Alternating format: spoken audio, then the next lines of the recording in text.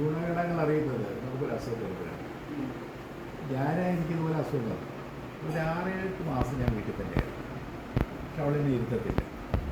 അമ്പലത്തിൽ പോകണം. ഞാൻ അമ്പലത്തിൽ നിന്ന് കയറാൻ വയ്യ.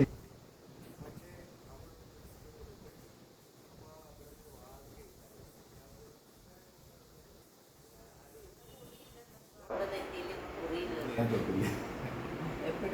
ഞാൻ തൊട്ട് എപ്പോഴും ഗണപതി ഹോമം ചെയ്യും.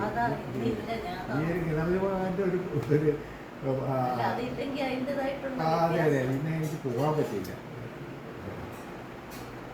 ഒരു ടീച്ചറെ സംബന്ധിച്ചിടത്തോളം ഉണ്ടല്ല, ഞാൻ അന്ന് പറഞ്ഞു തന്നെ പറയാം, സൗഭാഗ്യവതിയാണ് സാറിനെ പോലെ ഒരു വലിയ മനുഷ്യനെ അല്ലേ.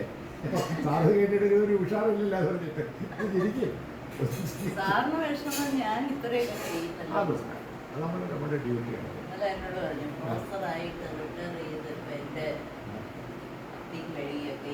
അതൊക്കെ ചെയ്യണമല്ലോ.